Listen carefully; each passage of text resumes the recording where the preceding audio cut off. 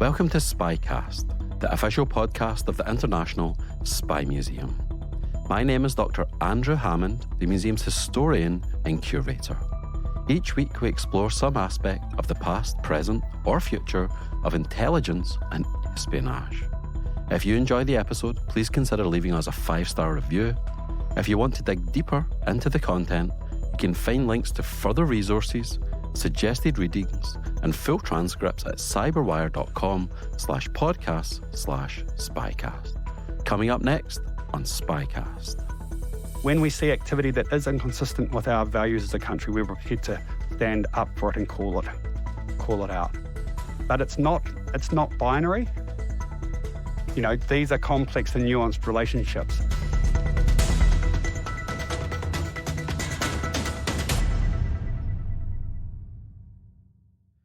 This week's guest is Andrew Hampton, Director General of New Zealand's Security Intelligence Service. In everyday language, he oversees the collection and analysis of intelligence to keep New Zealand and its citizens safe. He was previously the Director General of the Government Communications and Security Bureau. That is the branch of New Zealand intelligence that takes the lead on signals intelligence and cyber security. Here's what you'll take away from this week's episode. How New Zealand does intelligence, what the world looks like from the southwestern Pacific, the role that geography plays in national security, the lasting impact of the 2019 Christchurch mosque attacks, New Zealand's complex relationship with China, and 5 Eyes and the power of community organisation. The original podcast on intelligence since 2006, we are SpyCast. Now sit back, relax, and enjoy the show. Well, thanks ever so much for coming to speak to me this morning. I'm really happy that you're here, and we've never had a New Zealander on the show before, so I'm really pleased that that's something that we're rectifying.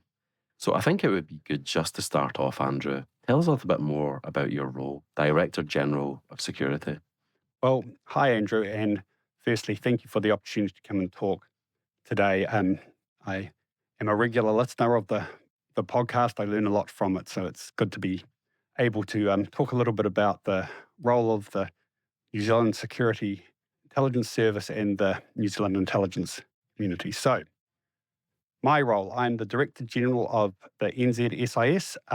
The Māori name of our organisation is Te Pā Whakamarumaru, which means the citadel that protects the village. And that's really what we do. We're an intelligence and security agency. We really have 3 functions. So the first function is around identifying, investigating, assessing, and mitigating threats to New Zealand.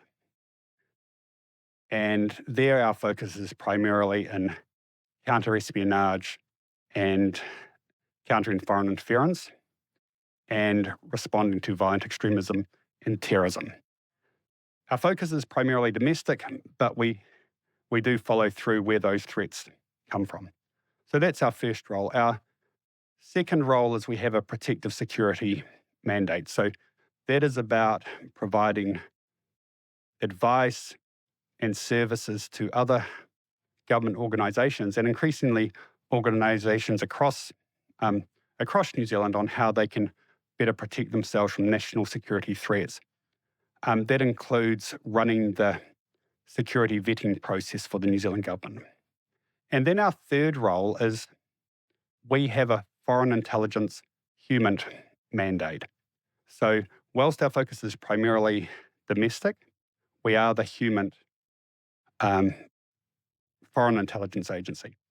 So part of that is intelligence collection, but increasingly it's about intelligence diplomacy, and it's about working with our partners in the Pacific region in particular to help them build their resilience. Prior to this role, just for context, I ran the Government Communication Security Bureau. Te Tira Tiaki is the Māori name for that organisation, and that is New Zealand's signal intelligence agency and cybersecurity agency. So it's more externally focused, more focused on the electronic world. I like that, the village and the citadel. So I would like to just put a pin in the citadel for a moment and talk a little bit about the village. Yeah. So we're the International Spy Museum, and our audience for the podcast is global. So just very briefly, tell them a little bit more about New Zealand for people that are a bit rusty on this. All right. So New Zealand, or Aotearoa New Zealand to use its Māori name, was established as a country in 1840 with a treaty called the Treaty of Waitangi between the Māori tribes, who were there first, and the British Crown. And that created our country. So at the basis of our country as a nation, is a notion of partnership. It hasn't always been honoured, but this idea of partnering, of working with others, is a key feature of New Zealand. We're in the South Pacific, and I think for a long time there was a view that our geographical isolation protected us from a range of national security threats. But unfortunately, in the current world, geostrategic competition is playing out in our region. Going back to my old role, you're only one click away from a cyber attack.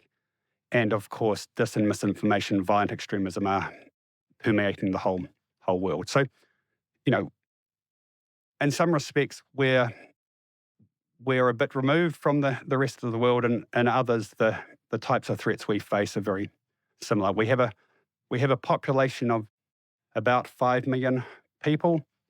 About 70% of those are like me. They have European ancestry. The Māori population is 15 or 16% and growing. We have quite a large Pacifica population. Auckland is actually the biggest Pacifica city in the world in terms of Pacific people. And we have we've had Asian people in New Zealand since the gold rushes of the 1860s, but we have an increasingly growing and diverse Asian population as well. In terms of our economy, we are a country that's trades with the rest of the world, and that was traditionally primary produce, but today our tech sector is actually our second biggest export earner and has grown 8 times faster than other sectors. So that's a bit of a flavour of who we need to protect. I remember as a boy growing up in Scotland, we always had New Zealand butter and New Zealand lamb, but it's a bit more complicated than that now.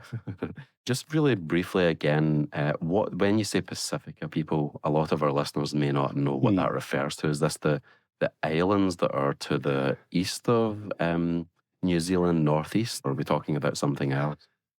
I guess a way to locate it for a global audience is we're talking primarily about the Southwest Pacific. So Melanesia, Micronesia, and Polynesia. So there's 14 different states there. Some are very, are comparatively large countries like Papua New Guinea. Others are very, very small with just a few thousand inhabitants, but they are all sovereign countries. They are all different, but as I touched on earlier, we're seeing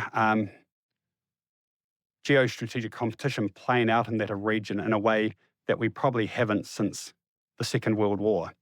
And that leads to a range of challenges. There's other challenges as well, though. Climate change, transnational crime, economic challenges following COVID, which all create some vulnerabilities to those Pacific states. And so that's why New Zealand sees itself as having a key role in partnering with those states to help them respond to those challenges. Are most of those states democracies? They're all democracies, but different types of democracies. So a country like Tonga, it has an elected parliament, but it has a hereditary king, for example. Wow. So there's variations of democracy there, okay. Yeah. And just, again, very briefly, mainly it's a North Island and a South Island, is that Yeah. correct? Yes, so 2 main islands. The North Island is the most populous one. South Island, where I come from, less populous. But there are a number of other smaller islands, including Stewart Island, which is right at the bottom of the country, and also the Chatham Islands, which are several hundred kilometres, out in the sea from New Zealand. And the distance between the North Island and the South Island, is there a bridge over it? Do you have to take a ferry? How far is it? You have to take a ferry, so it's probably a 3 or 4 hour ferry ride, but that's not because it's a great distance. It's just you need to navigate the various harbours and sounds to get there. You can fly in 20 minutes between the two islands. So it's like the English Channel or something, maybe? Yeah, yes, but probably even shorter. But the seas can be rough, but you have to, on both sides, navigate through various sounds in order to get to the harbours. So in some ways, it's similar to some of the Scandinavian countries with their fjords and the like. Mm-hmm. I remember watching Billy Connolly once, and he was talking about the Scottish immigrants that went to New Zealand and how they were on the North Island and the weather was just a bit too nice for them, and they just kept going further and further south. And when they hit the rain and the dampness and the greenness, they were like, "We're home." That's exactly it. If you go to a city like Dunedin in the South Island, you would see strong parallels with places like Edinburgh. It was deliberately set up as a Scottish settlement. In Canterbury, that was to be an English settlement. Of course, the indigenous people were there first, Māori people, and our cultures evolved through a blending and an integration of those different heritages. Well, I think that's quite helpful, and I want to come back to talk about the region more generally, but I think it would be useful at this point to pivot back to the Citadel.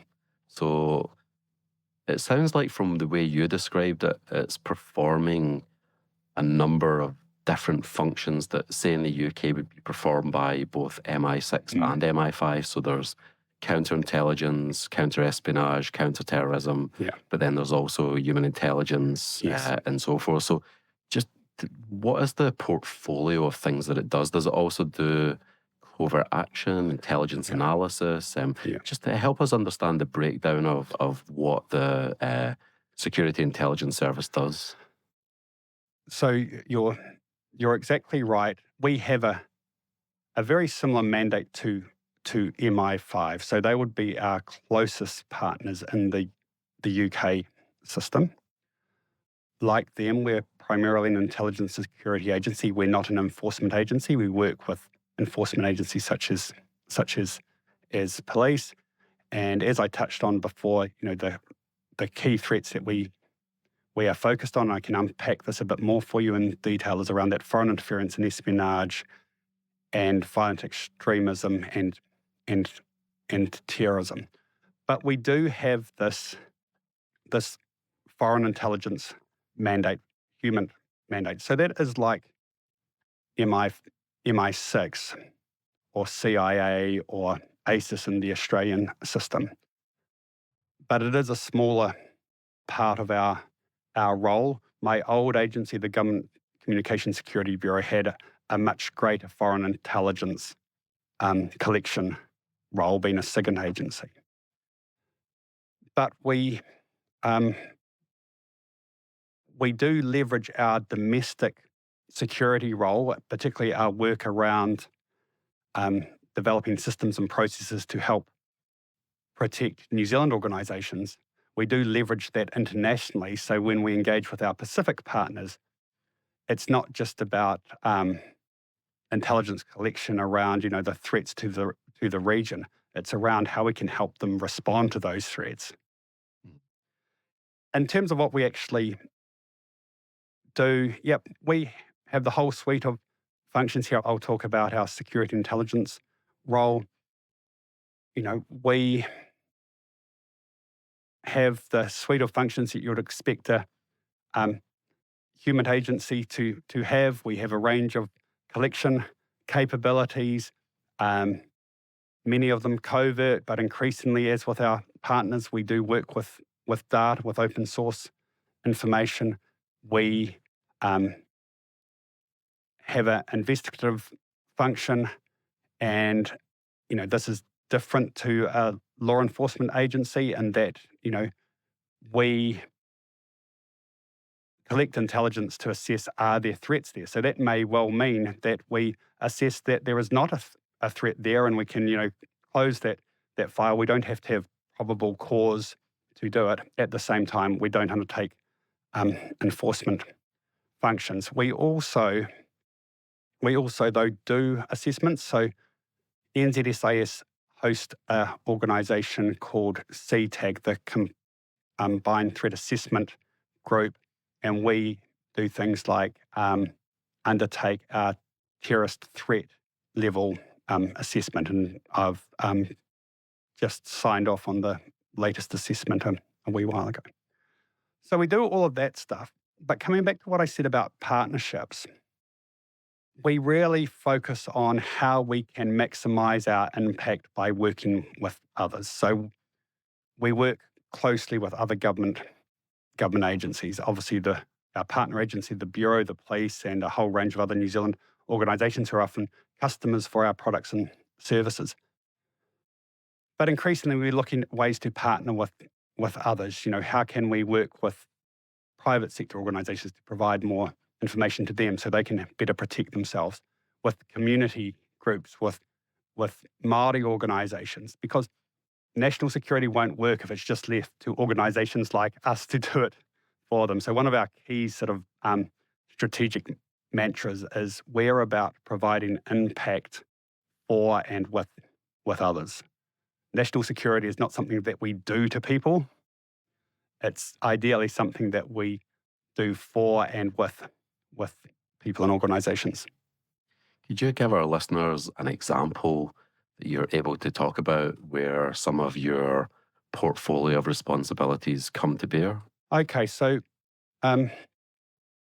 last year we produced our first public threat assessment, and this was in response to the terrible mosque attacks in 2019.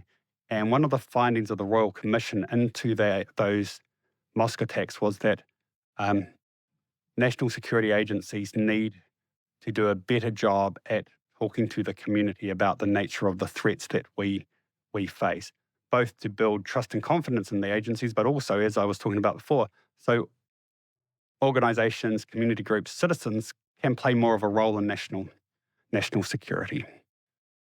So in that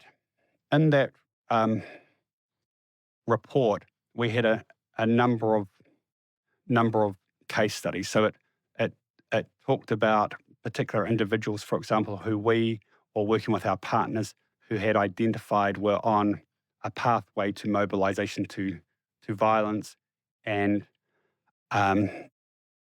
talked about the steps we took with others to mitigate that.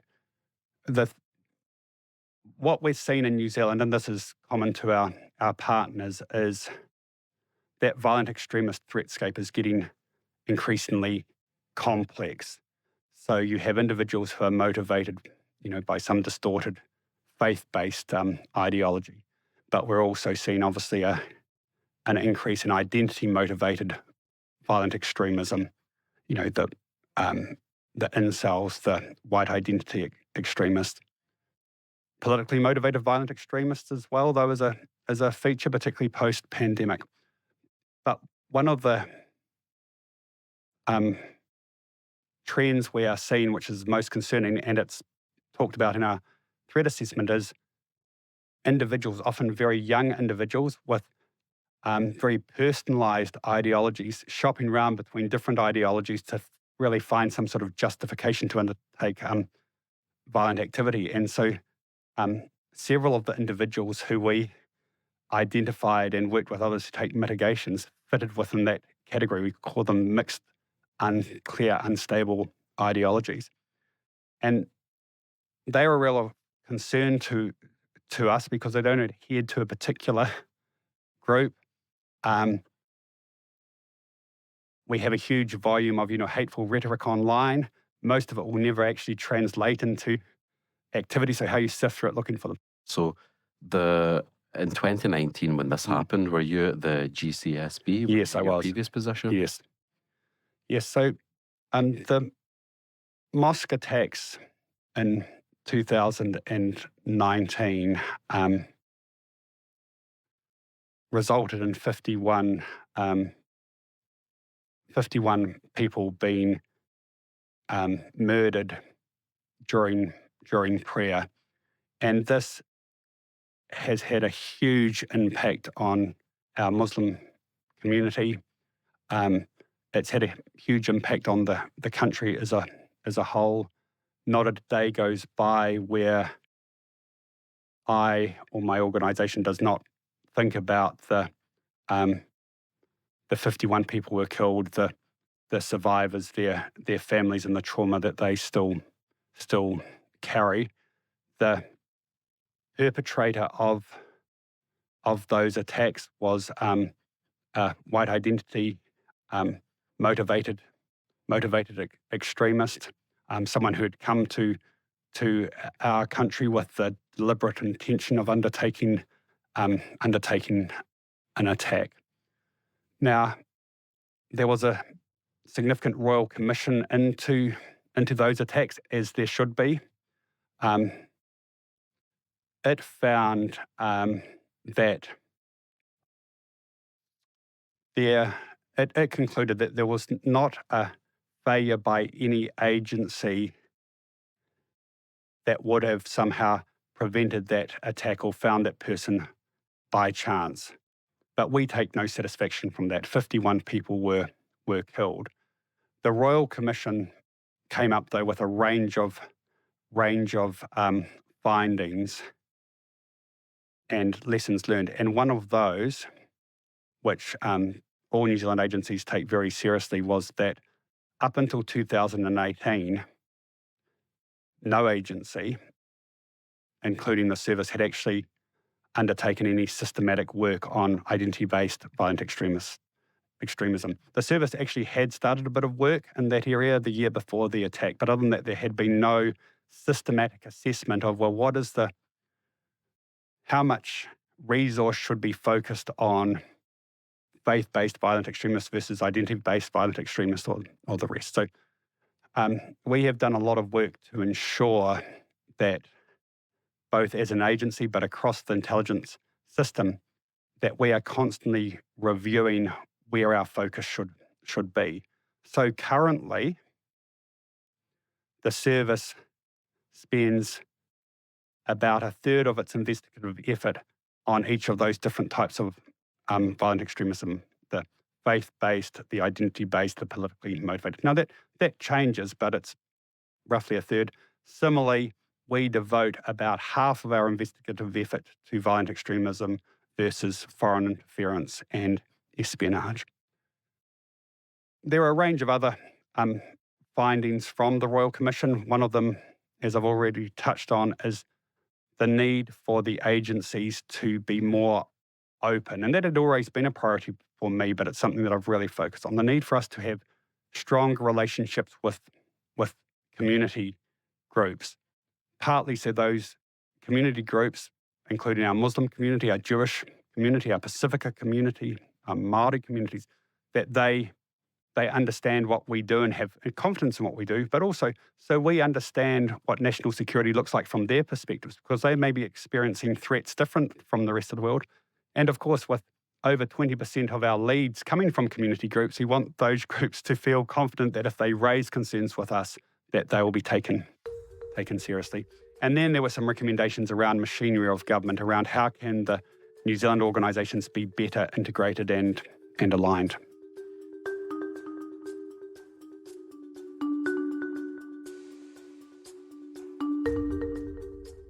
Here's a short interlude to help you understand this episode in a deeper historical context. New Zealand participated in the 2 world wars in the first half of the 20th century. World War I had a major impact on New Zealand society. At the time, 1914 to 18, the country's population was just 1 million people. Yet 100,000 of them served overseas, and 1 in 5 who served abroad did not return. In the Second World War, meanwhile, over 200,000 New Zealanders served overseas in theatres as far afield as Italy, Egypt and Japan. 1 in 150 New Zealanders lost their lives in World War II, and New Zealand was involved in the war for all but 3 of the war's 2,179 days. 11 New Zealanders would win the Victoria Cross, the highest decoration for bravery, similar in the States to the Medal of Honour, in World War I, and 8 of them would win it in World War II.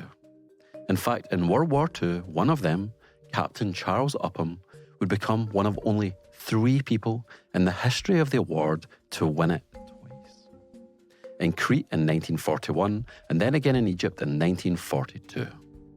Whereupon he was captured and held prisoner for the rest of the war in the infamous Colditz Castle in East Germany. Despite the multiple injuries he sustained during the war, he lived out the rest of his life as a farmer on the South Island of New Zealand before dying in 1994 at the grand old age of 86.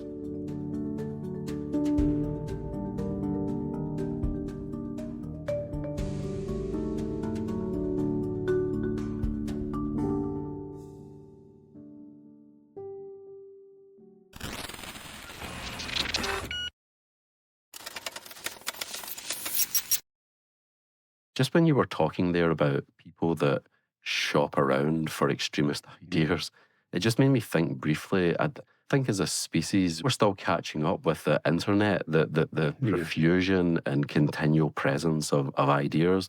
Before in the past, the Red Army faction, other extremist groups in the 20th century, you'd have to go and read Marx, you would have to get your library card out, you would have to go to meetings or join a cult or something. Now you can just sit in your bedroom and go from one ideology to the next one until you can hang all of your dissatisfaction with the universe on top of it.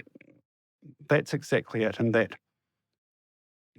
we have had individuals who have seen go on escalation paths, which may have started with ISIL sympathies and moved to white identity extremism, for example.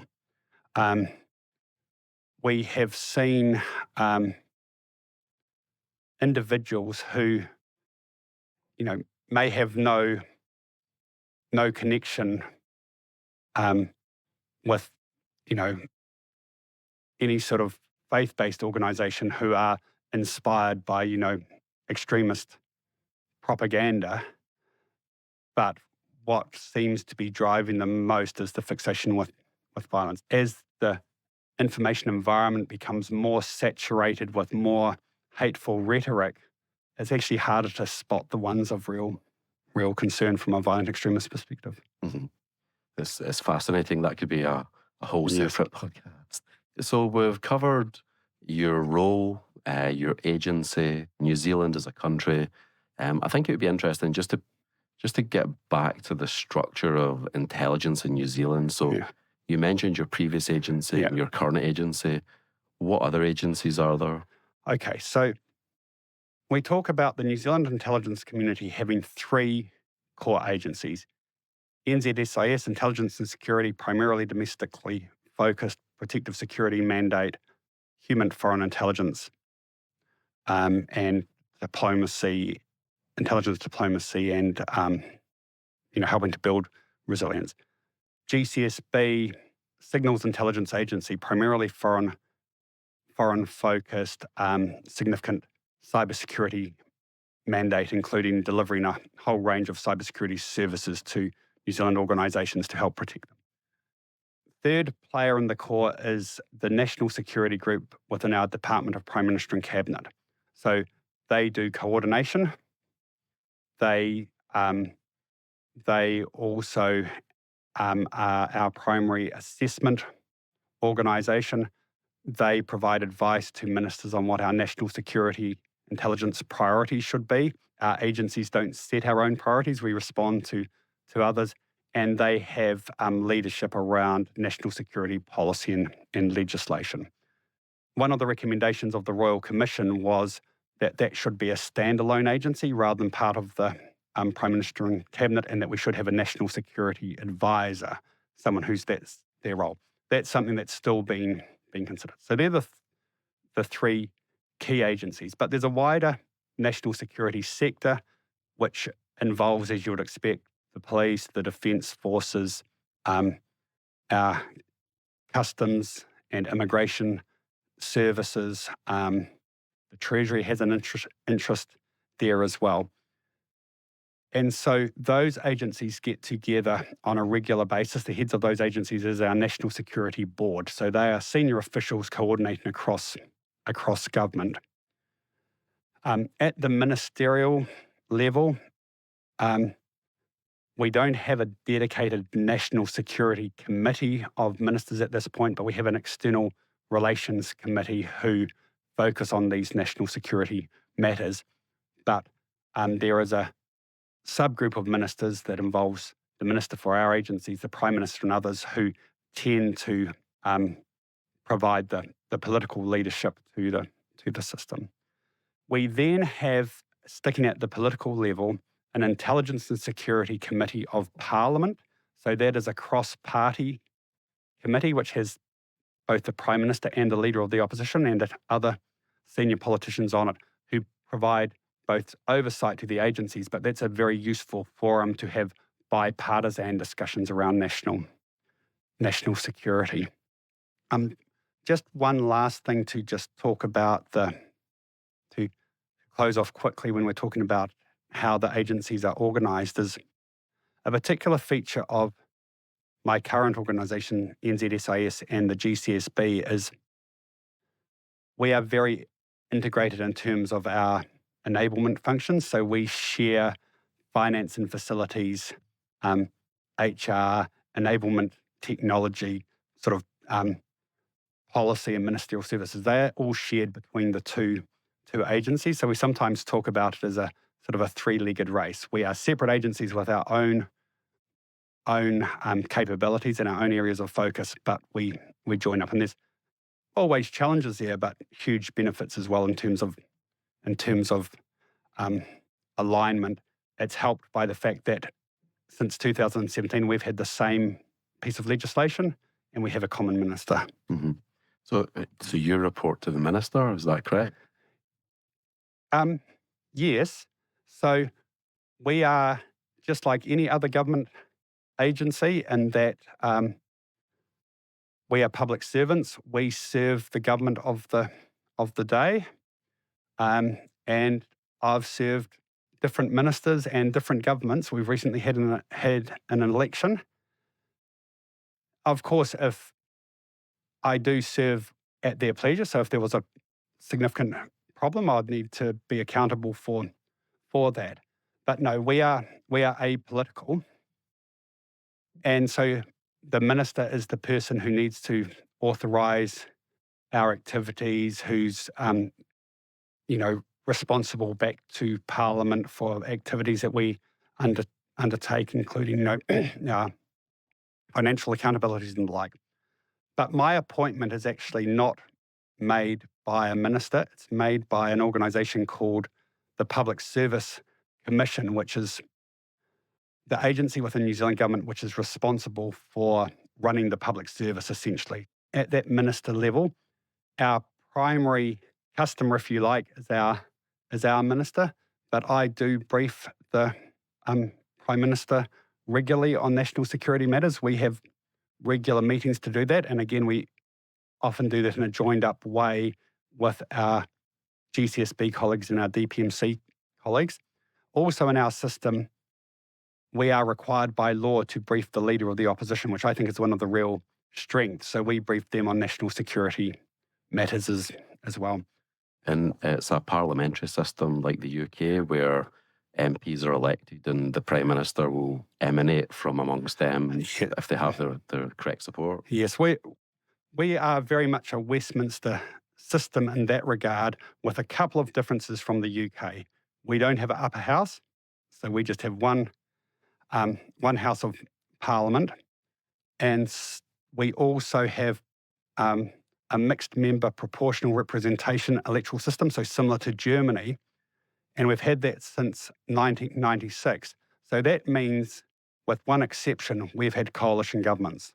So just to touch on the history of intelligence in New Zealand, is this similar to Australia, where there's Soviet penetrations in the 1950s, which leads to calls for, listen, we need to do something more systematic about this. Yeah. And then it's the NZSIS, but differently from the British SIS, the Secret Intelligence Service, and in New Zealand it's the Security Intelligence Service. So is there a British connection there? Tell us a little bit more about the genesis of it.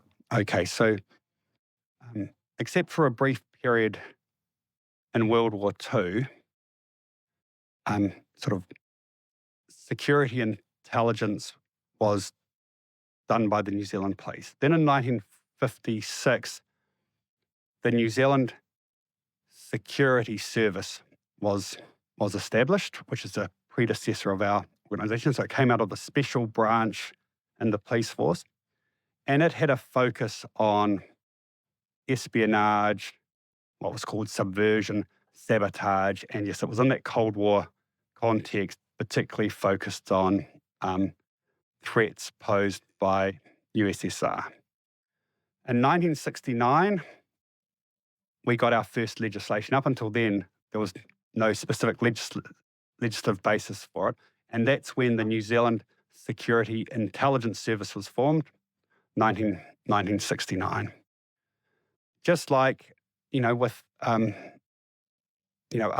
other jurisdictions, the Berlin Wall came down. I think there was a view that, it was a more benign security environment then. But then September 11 happened, and there was very much a focus on counterterrorism.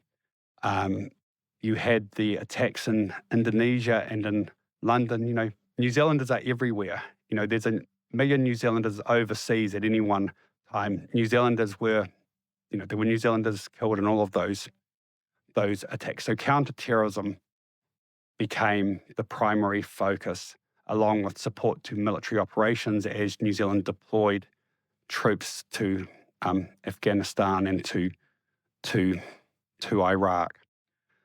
But we never took our eye completely off the foreign interference and espionage risk. That had always been a focus for us. And, as the 2000s started unfolding, we as an agency, as a system, were aware of, geostrategic competition as it was playing out in our region. And that has become an increasing focus. However, we then had the mosque attacks. And in 2019, we had another faith-based motivated attack where 6 people were stabbed in Auckland a couple of years ago, which reinforced that we can never take our eye off that violent extremist and terrorist threat. So, and this might be a point of difference between some of our other agencies. Our investigative effort stays about 50-50 spread over those two areas. And I suspect it always will for some time. So one of the challenges has been a relatively small agency with that broad front to cover. How do you build capabilities and expertise that allows you to pivot resources as the threats change whilst keeping over, those two main areas of focus?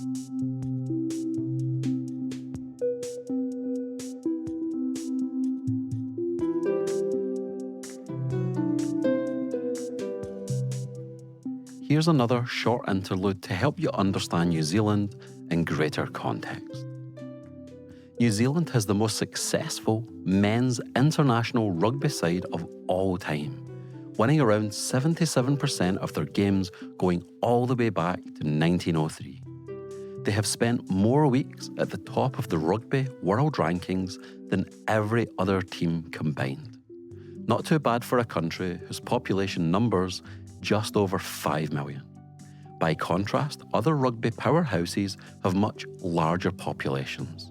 France has 67 million, South Africa 60, England 55, and Australia, just across the Tasman Sea from New Zealand, 26 million. The New Zealand team are nicknamed the All Blacks because, well, they play all in black. They are famous for the haka they do before every match they play, a Maori posture dance that involves the entire body in vigorous movements, swaying, slapping, stamping, chanting, fierce facial expressions, and gestures of stylized violence. Google Kamate, K-A space M-A-T-E, to see what I am talking about. You won't regret it. It's really something else.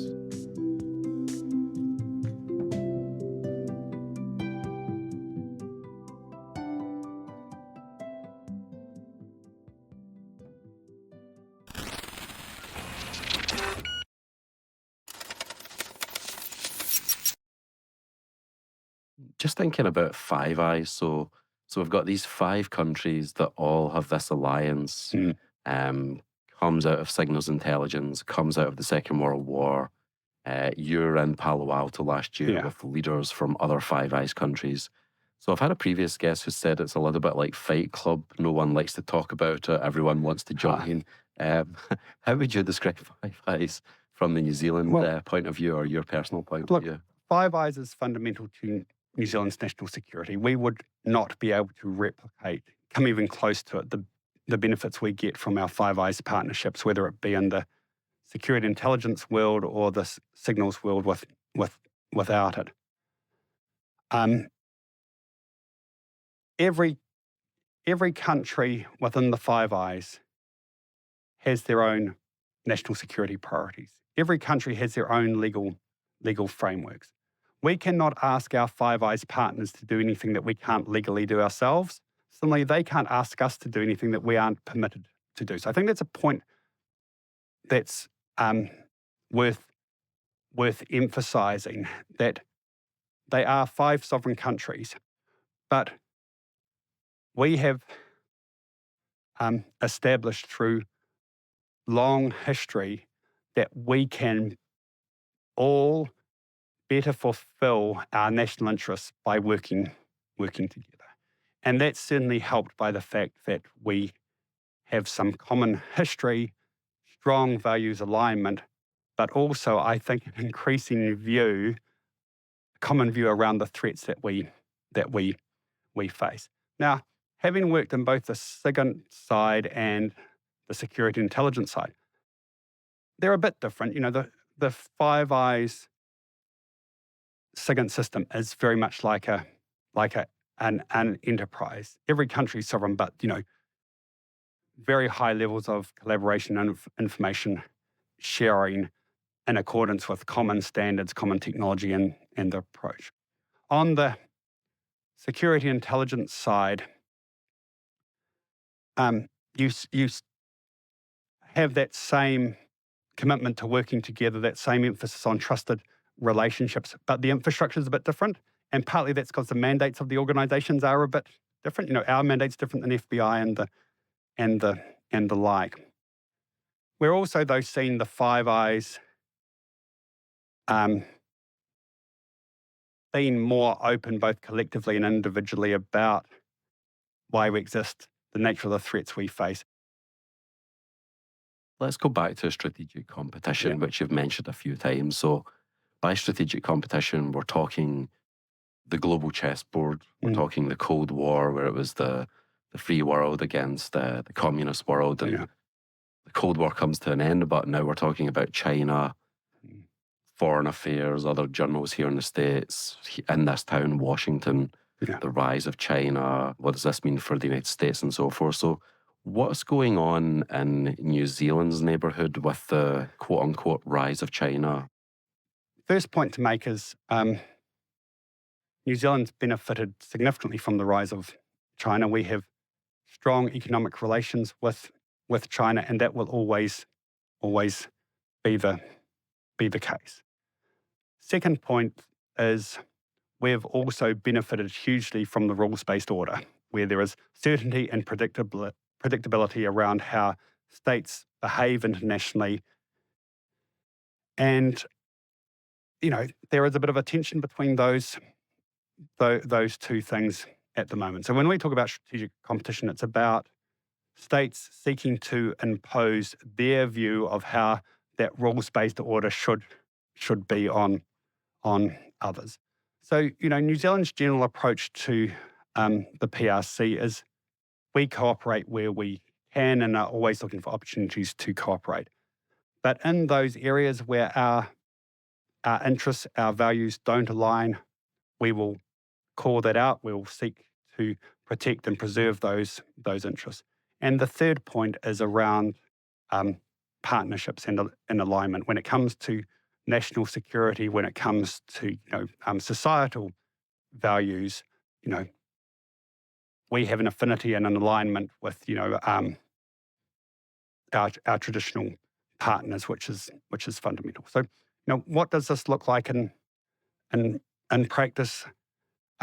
New Zealand has called out the People's Republic of China. We've called out Russia. We've called out Iran for malicious cyber activity in the past, both globally and targeting New Zealand.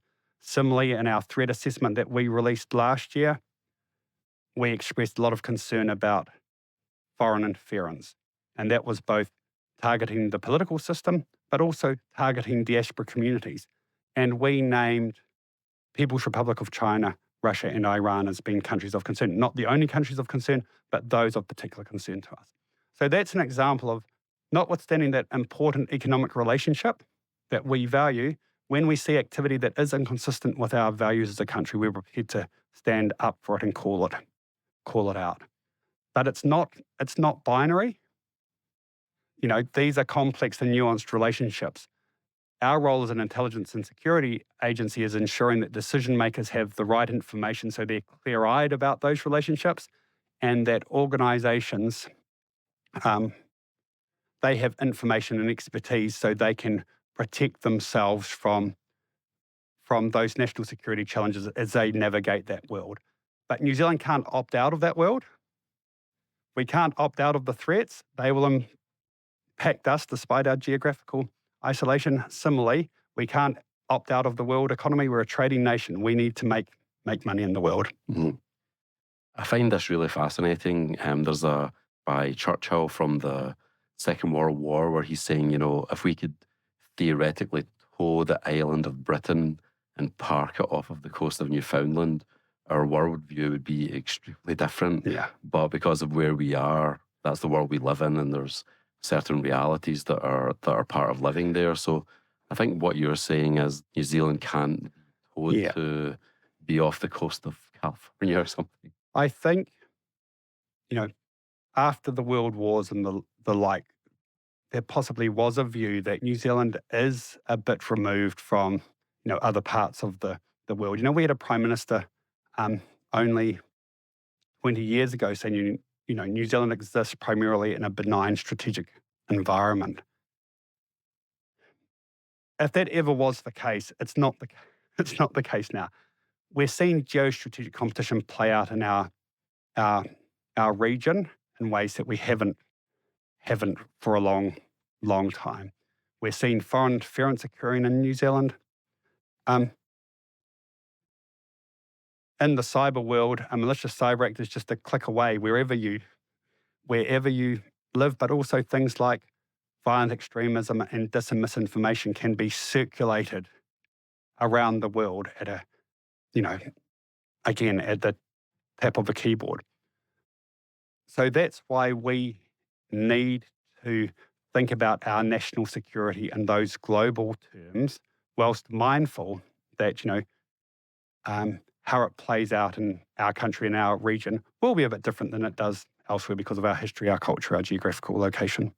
And in your region, is there this idea of bandwagoning? So people who've thought about international relations when you have the rise of one power and it's getting stronger and stronger. And not every country that gets stronger and stronger gets more aggressive, but sometimes that does happen.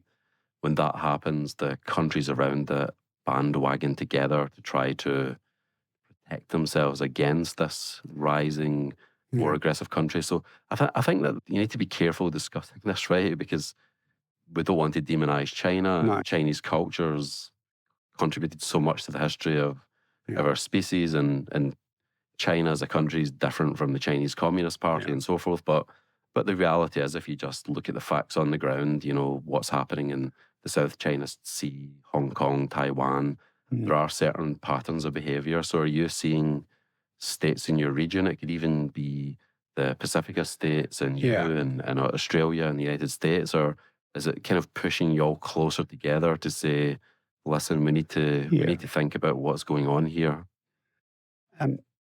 I think there is a real danger in thinking about things in binary terms. One country is good or bad.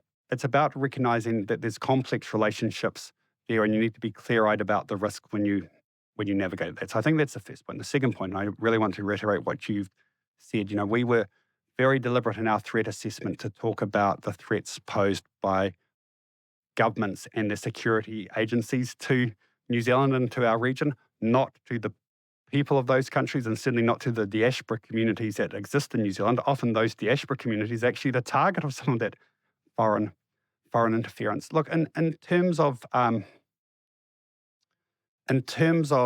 you know, this notion of coming together, you know, when values align or when those shared values are under threat, there is a real benefit in being able to both call that out collectively, and we've seen some recent examples of that, but also to take collective action. Obviously, there's a force multiplier component to that, but also it gives a message that, you know, this rules-based international system that we've all benefited from is important to us, and we're prepared to stand up for it.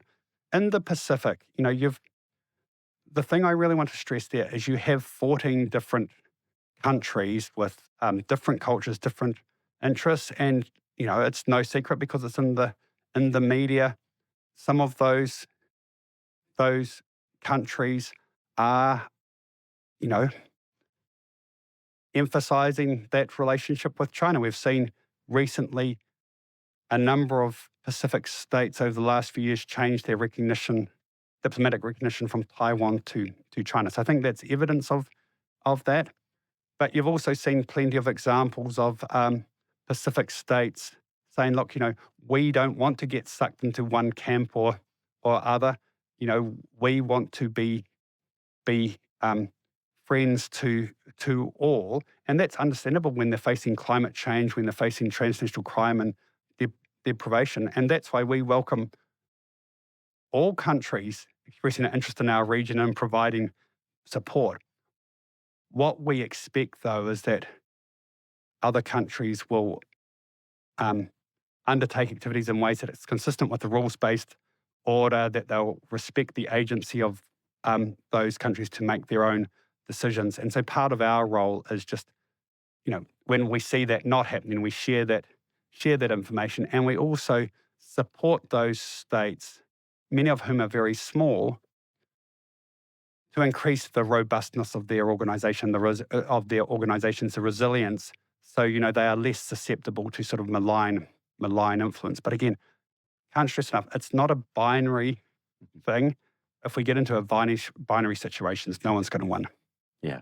Just for our listeners, how far is New Zealand from Australia, so they get a sense of scale? It's only a 3.5-hour flight from Wellington, where I live, to Sydney or to Auckland. So we're pretty close to Australia. Indeed, Sydney and Melbourne and Canberra are much closer to Wellington and Auckland and Christchurch than they are to, you know, Perth or other parts of Australia. So, you know, geographically we are close to them. I think a point of difference is, you know, Australia's a lot closer to Asia than we are. I had a colleague who, again,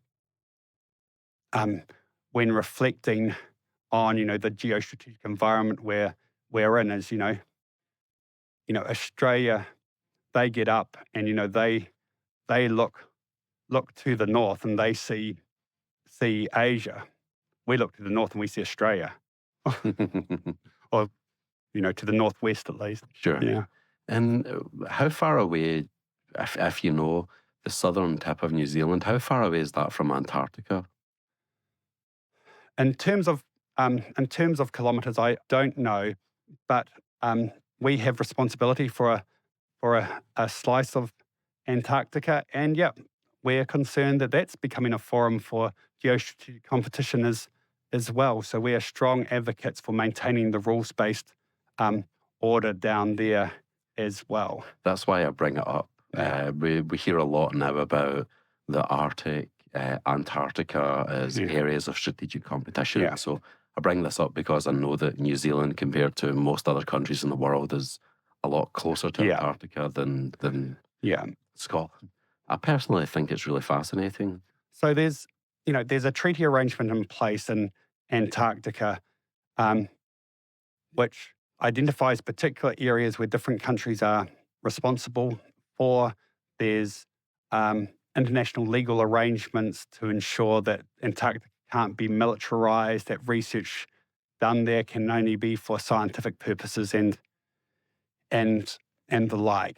And New Zealand is very committed to ensuring that stays the case. We are aware, though, that an increasing number of countries have interests in that region, in that continent, including ones a long way away from that region, and undertaking scientific activity and the like, which we are concerned may have dual uses. I'm not a expert in the international relations component of it, but New Zealand is very active in that space. But without going into too much detail, you could probably expect that from an intelligence and security perspective, both my current agency and my previous agency have a strong interest in what's happening down there. That's what I was thinking. I'm imagining that at least a couple of memos have came across your desk that have referenced Antarctica. Yes, and this is not just a recent phenomenon as well. We have traditionally had an intelligence focus there. Mm. And just as we get towards the end of the interview, if people from New Zealand are listening to this interview, what message would you give to them? So somebody that's been at the summit of two different New Zealand intelligence agencies, what would you say to them? The points that I would emphasise are ones we've already touched on, that New Zealand is a country that its prosperity, its way of life, depend on us being connected with the rest of the world, with the free flow of people, information and ideas across our border. And I think most New Zealanders would agree with that. But with that openness, with that free flowing of information, ideas and people, come some threats. And we all have a role in helping to mitigate and manage those threats. So, my agency, the New Zealand intelligence community as a whole, we are there to help better inform the public and better equip the public so they can help navigate that complex world, get all the benefits of the international rules-based order, trade and prosperity, but in a way where they don't expose themselves or their country to national security threats, which maybe in the past we could rely on our geographical location to mitigate to a certain extent, but in today's world we certainly can't. And there's so much things that we could have touched on that we don't have time to. Economic espionage, artificial intelligence, cyber. I've heard you speak about them before, and I don't know, maybe for a future visit, Andrew. Two final quick questions. Who invented the flat white? Was it New Zealand or Australia? I've heard different points of view. I probably need Mike Burgess on board for this one. I heard he was at an event I was at recently. He was claiming credit for Australia inventing something that I think I think it was a refrigeration that he was claiming benefit for. But, Pavlova, Farlap, the famous racehorse, Crowded House, they're all New Zealand without a doubt. Russell Crowe, there's a bit of a debate around who owns him. And wine, who's got the best wine? I think New Zealand has the best wine as well. Okay. Thanks ever so much for your time. I've really appreciated speaking to you. Thank you, Andrew. It's been a great opportunity to talk with you and with your listeners.